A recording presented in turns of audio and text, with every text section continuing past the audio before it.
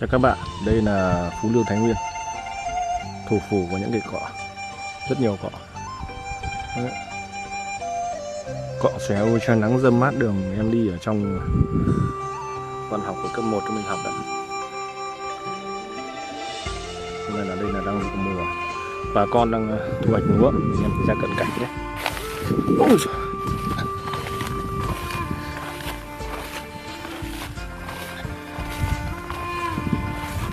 Sau vụ lúa này thì dần sẽ trồng ngô.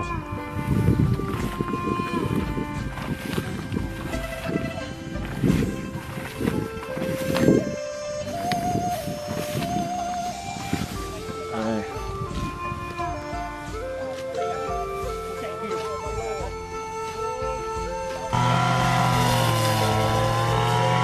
Bên cạnh những rừng cọ là bà con đang gặt lúa nhá.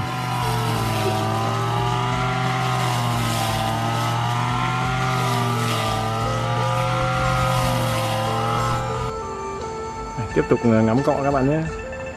Đây là suối chảy này, suối nhá. Đây là cọ này. Đó. Mình quay sang các bạn này một tí nhá. Nhà sàn kia kìa, chưa? Cọ với nhà sàn nhé.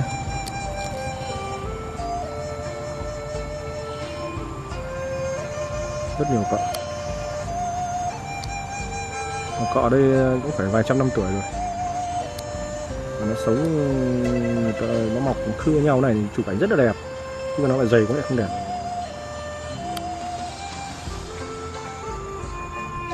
Bà con đang gặt lúa ở cạnh hai cọ này gần như một cái cổng làng tự nhiên.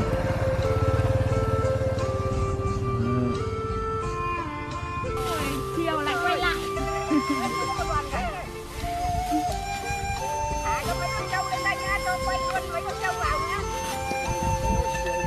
Đấy, đây đang mùa gặt. Các chị em đi làm Samsung hết rồi.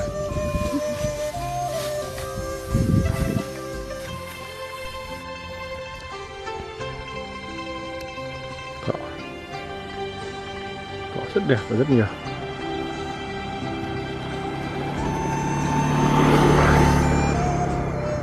Cái nhà sàn nhìn yêu quá, giữa rừng cọ.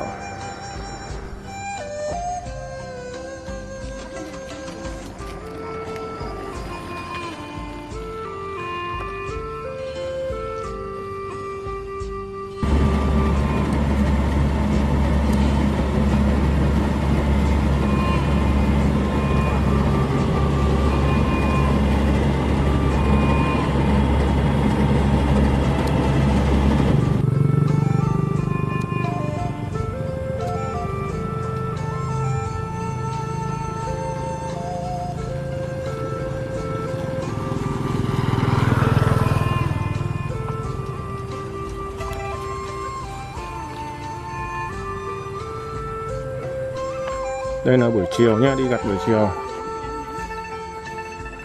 Chào các bác nhá. Chiều là tiếp à? Yeah. Chiều nên lấy cái hoàng hôn cái.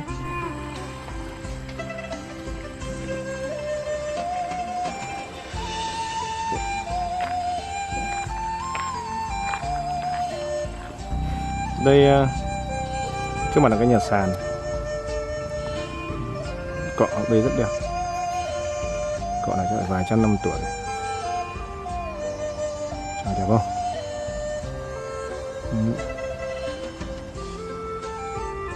Em tranh thủ chụp ngay với lúa sắp gặt.